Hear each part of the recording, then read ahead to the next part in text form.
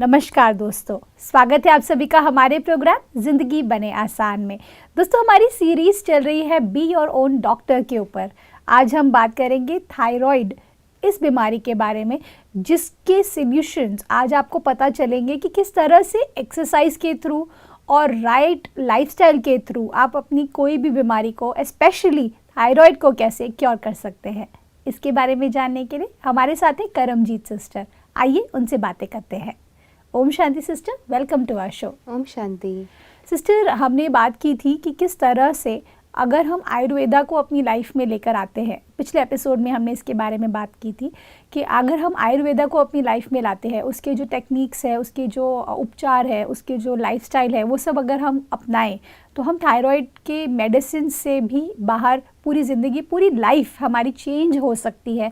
We can cure thyroid by that. Yes. अब मैं जानना चाहती हूँ सिस्टर कि हमने ये तो जान लिया पिछले एपिसोड्स में कि हमें क्या खाना है, हमें क्या इलाज करने हैं, आयुर्वेदिक आपने कहा। आपने ये भी बताया कि किस तरह से वो हमारे different parts of the body को अफेक्ट करता है। आपने ये भी बताया कि हमें एक राइट लाइफस्टाइल की ज़रूरत है, तभी ही हम क्योर हो सकते हैं थायराइड से। अब मैं जानना चाहती हूँ सिस्टर कि सबसे मेन पहलू जो जुड़ता है इसमें, वो होता है कि थायराइड पेशेंट्स ना वो एनर्जेटिक फील नहीं कर पाते जी। उनकी ना एनर्जी लेवल बहुत लो रहती है और बहुत नींद आती है उन्हें। Yes. नींद का बहुत प्रॉब्लम होता है। साथ ही साथ उनको ब्रेन फॉग्स बहुत होते हैं कि कई बार उनके सोल्यूशन माइंडसेट भी बहुत कम हो पाता है, बिकॉज आई एम श्योर उनका कुछ तो अंदर सिस्टम में प्रॉब्लम चल रहा है, जिसके वजह से वो डिसीजन पावर भी एकदम एक्यूरेट एंड क्विक नहीं ले पाते हैं। ये कुछ सिम्टम्स हैं। आपके हिसाब से सबसे ज़्यादा लाइफस्टाइल चेंज में सबसे फर्स्ट स्टेप क्या करना चाहिए? देखिए, हमने इस पूरी जर्नी में थायराइड क्योर के जो हम एपिसोड्स बना रहे थे, हमने इसमें सबसे पहले नेचुरोपैथी को लिया। Right. उसके बाद हमने डाइट को लिया एंड लाइफस्टाइल को लिया। Then we added Ayurveda and now of course we added meditation and emotional support के साथ कैसे खुद को ठीक करना है, and then tapering down the medicine. Right. Now one major part that I want to add is, एक चीज़, एक पहलू जो जुड़ता है वो है योगा अभ्यास जी। या आप उसको एक्सरसाइजेस कह लें, या आप उसको योग साधना कह लें, या आप ये कह लें कि ये वो मेरा खुद का एक परिश्रम है जी। मेरा खुद का एफर्ट है, जिसमें मेरी जगह किसी दूसरे ने बैठ के नहीं करना है। करेक्ट। वो मुझे ही करना है, वो मेरी ही रिस्पॉन्सिबिलिटी है। और उसको हम एक इतना ब्यूटीफुल सीक्वेंस देंगे कि आप थोड़े से स्टार्ट कीजिए, जैसे जैसे एनर्जेटिक फील करते जाएं वैसे वैसे चीज़ों को ऐड ऑन करते जाएं। जी। सो अगर हम एक योगाभ्यास की पूरी रूटीन लेते हैं एक ऐसे व्यक्ति के लिए जो थायराइड से सफ़र कर रहा है या बहुत लंबे समय से थायराइड से जूझ रहे हैं और वो चाहते हैं कि दिल से कि हम दवाइयाँ सारी छोड़ दें या दवाइयाँ हमारी सारी छूट जाएं, तो उनको अपने जीवन में योगाभ्यास, प्राणायाम एंड मेडिटेशन, इन चीज़ों को लाना चाहिए, जो कि उनके मेमोरी को, उनके माइंड को और हमारे जो हार्मोन्स सिक्रीट होते हैं उनको रेगुलेट कर देगा। बिल्कुल। टू स्टार्ट विद, सबसे पहले एक एक्यूप्रेशर पॉइंट बताना चाहूँगी थायराइड के लिए। ये जो हमारा हाथ का उभरा हुआ हिस्सा होता है जी। ये हमारा थायराइड का पॉइंट है। ओके। अगर हम हर रोज़ यहाँ पे इस तरीके से फिंगर्स रख के इसको प्रेस करते हैं बहुत अच्छे से, इसको स्टिमुलेट करते हैं, तो this helps regulate our thyroid gland. Okay. ये जो उभरा हुआ हिस्सा, this is our thyroid point. Okay. तो यहाँ पर प्रेशर दें। कब दें?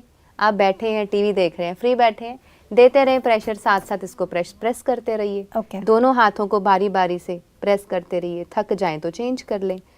एंड जब आप बैठ के मेडिटेशन कर रहे हैं उस समय भी आप इसको हल्का हल्का बैठे बैठे ऐसे प्रेशर्स दे सकते हैं। या आप गॉसिप कर रहे हैं, फ्री बैठे हैं, गॉसिप कर रहे हैं और आपको लगता है किसी को पता भी नहीं चल रहा है, ऐसे ही बैठे बैठे इसको दबाते रहिए ऐसे ऐसे।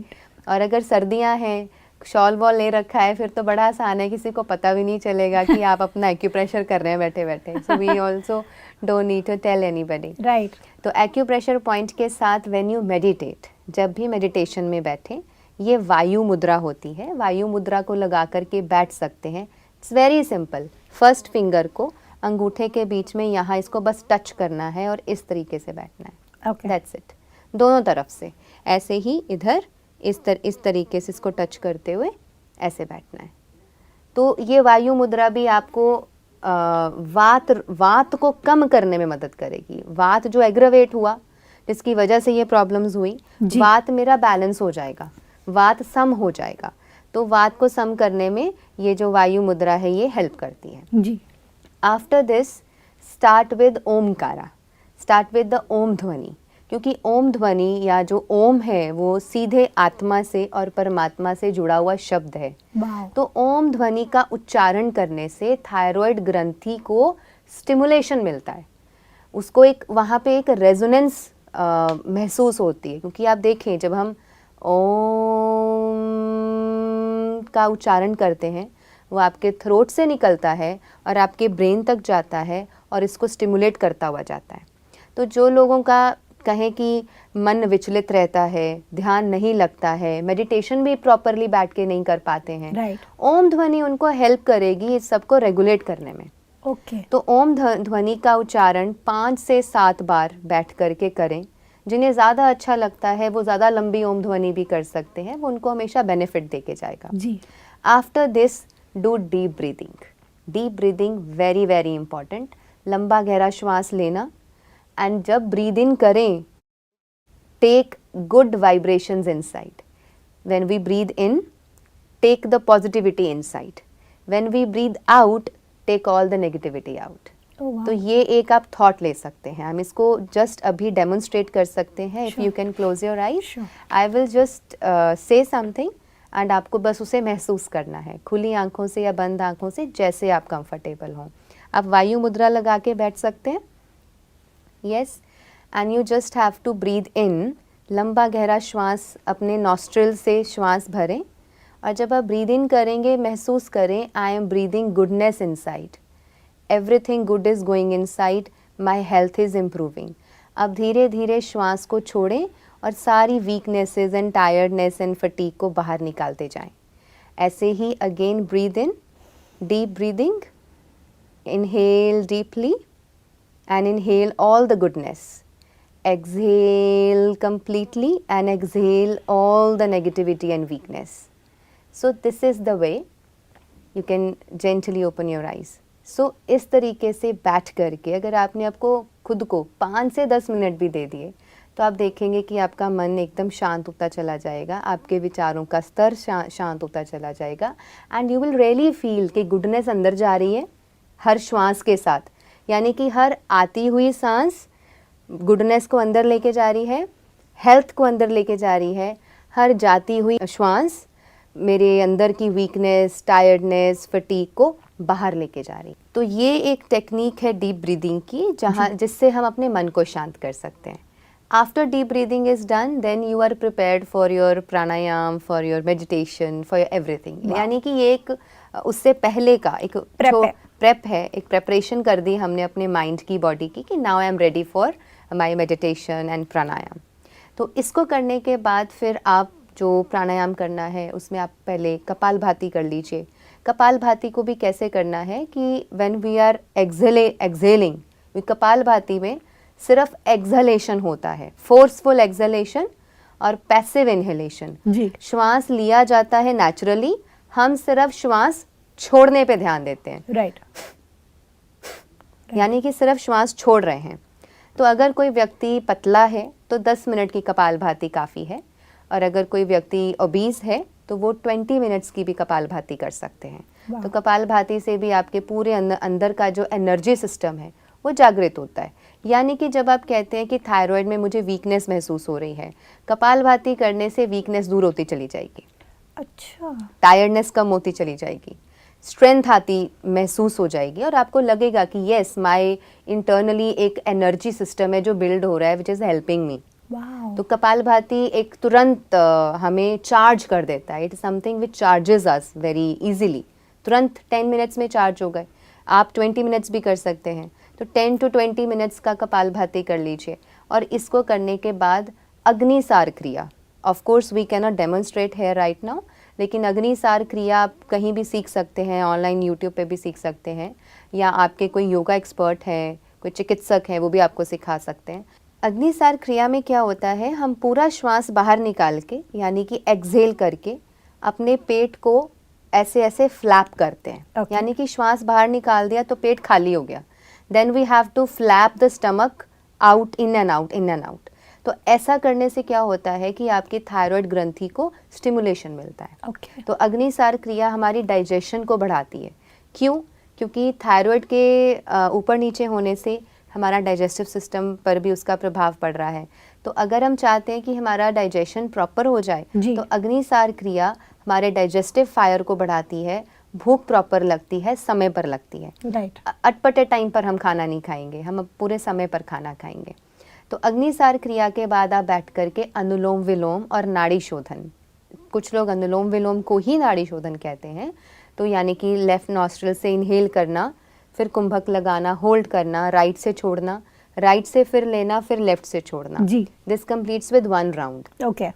और उसको भी करने का तरीका होता है 2:1:4 की रेशियो में हम करते हैं, या 2:2:4 की रेशियो में करते हैं, कि जितना आपने ब्रीद इन किया उससे डबल आपने रोका और उससे डबल आपने छोड़ा। तो इस तरीके से अनुलोम विलोम, नाड़ी शोधन भी किसी एक्सपर्ट के अंडर रह करके आप नाड़ी शोधन की प्रैक्टिस कीजिए।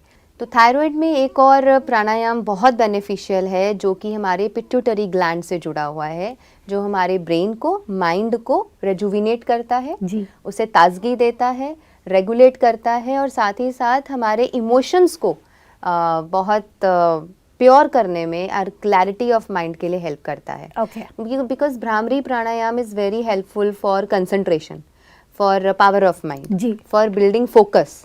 तो इसलिए भ्रामरी हमें हेल्प करता है थायराइड में भी, बिकॉज पिट्यूटरी ग्लैंड से ही TSH हार्मोन सिक्रीट हो रहा है और वही जाके आगे सिग्नल दे रहा है जी। हमारे थायराइड ग्लैंड को कि तुम T3, T4, T3 प्रोड्यूस करो। इसलिए अगर पिट्यूटरी ग्लैंड को स्ट्रांग कर दिया जाए तो बाकी चीज़ें भी अपने आप स्ट्रांग हो जाएंगी। So Bhramari actually regulates the pituitary gland and the pineal gland. और मैंने एक और चीज़ नोटिस किया सिस्टर, जब भ्रामरी मैंने भी कुछ थोड़े समय के लिए वो किया था बीच में, तो भ्रामरी में मैंने एक और चीज़ नोटिस की कि ना एक वाइब्रेशन होता है पूरे Yes. ब्रेन में। Yeah. और जब हम वो वाइब्रेशन को फील करते हैं ना तो हमें लगता है कि हमारे अंदर में मतलब सोच नहीं सकते इतनी ऊर्जा है। Yeah. मतलब वो वाली फीलिंग लाता है वो।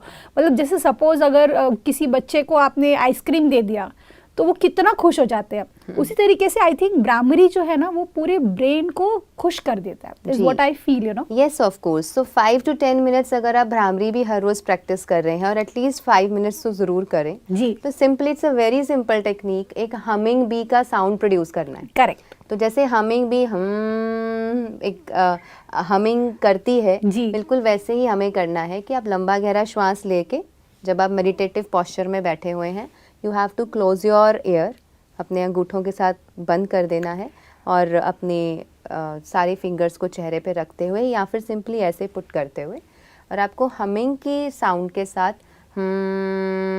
इस साउंड के साथ आपको सारा श्वास बाहर फेंक देना है। करेक्ट। सो दिस भ्रामरी प्राणायाम भी हमें बहुत मदद करता है, और आप देखेंगे कि डे बाय डे आपका मूड, आपका इमोशन, Yes. ये इम्प्रूव होता चला जाएगा। सिस्टर, इसके लिए मुझे पूछना था, मॉर्निंग में मैं समझ सकती हूँ, लेकिन क्या इसको हम पूरे दिन में कभी बीच में बार बार कर सकते हैं या हमको सिर्फ मॉर्निंग में ही करना चाहिए? मॉर्निंग करें तो सबसे अच्छा, रात को सोने से पहले भी कर सकते हैं। अच्छा, और ड्यूरिंग द डे अगर रिफ्रेश होने का मन करे तो हम कर सकते हैं? तब भी कर सकते कोई हैं। फूड का कोई नो, उसका इससे कोई रिलेशन That नहीं is है, because this excellent. Is which is working here. या यस। बिकॉज क्या होता है ना सिस्टर, मैंने ये नोटिस किया है कि जो थायराइड पेशेंट्स होते हैं ना, उनके साथ में मैंने ये नोटिस किया है कि वो आफ्टरनून्स में बहुत एनर्जी लेवल लो हो जाता है। जैसे जैसे उनका दिन बीतता है, शाम होते होते तो पूरे ड्रेन हो जाते हैं। तो जैसे ही आपको ऐसे लगे, 2 चीजें करिए जी। नंबर 1 भ्रामरी कीजिए, नंबर 2 ओम ध्वनि कीजिए। ओके, दोनों ही चार्जर्स हैं, वेरी नाइस, दोनों ही आपको क्विकली चार्ज कर देंगे। Very nice. और डीप ब्रीदिंग कर लीजिए। हाँ, आप डीप ब्रीदिंग करें, ओम ध्वनि करें, भ्रामरी करें, end of. But deep breathing you can not do it with the after the meals ना? नहीं, deep breathing is actually only breathing pattern. अच्छा, उसमें हम पेट के साथ कोई कुछ फ्लैपिंग नहीं कर रहे, कुछ नहीं कर अच्छा। रहे, सिंपल डीप ब्रीदिंग है। और डीप ब्रीदिंग तो हम तब भी कर सकते हैं जब किसी को एंजाइटी या डिप्रेशन या एंजाइटी या पैनिक अटैक आता है, जी, उस टाइम भी ब्रीदिंग करवा सकते हैं। परफेक्ट। सो ब्रीदिंग आप कभी भी कर सकते हो, simple breathing, normal deep breathing. जी, और इसी के साथ एक एस्पेक्ट जुड़ता है, वो है सूक्ष्म व्यायाम का, और उसी के साथ बताऊंगी टंक विद्या। जी, टंक विद्या जो होती है, it is like your moving your neck बिल्कुल पीछे लेके जाना, पूरा स्ट्रेच करना। जब हम पूरा स्ट्रेच करेंगे तो आप देखेंगे इसका खिंचाव थायराइड ग्लैंड पे आता है। फील हो रहा है, फिर आप उसको पूरा नीचे लाके इस चिन को यहाँ पर अपने टच, यहाँ इस पॉइंट पे आकर उसको वापस टच करेंगे। तो जब इसको पूरा पीछे लेके जाएंगे खिंचाव करके, और फिर वहाँ जाके रुकेंगे, और फिर पूरा नीचे आएंगे और अपनी चिन को पूरा नीचे तक टच करके वहाँ रुकेंगे, तो ये आपके थायराइड ग्लैंड को अगेन स्टिमुलेशन देगा। सिस्टर, यहाँ पे ना कुछ लोगों को ऐसा होता है कि अगर वो खुली आंखों से पीछे देखते हैं तो उन्हें चक्कर आता है, तो आंखें बंद करके ये कर सकते हैं? आंखें बंद करके, इसको करना ही आंखें बंद करके। ओह, वेरी नाइस। ऑल नेक एक्सरसाइजेस, टंक विद्या और जलंधर बंद, तो ये किसी एक्सपर्ट के अंडर रह करके ही करें, क्योंकि इसी के साथ जब हम योगा को जोड़ देते हैं, योगाभ्यास को जोड़ देते हैं, उसमें बहुत सारे आसनास हैं।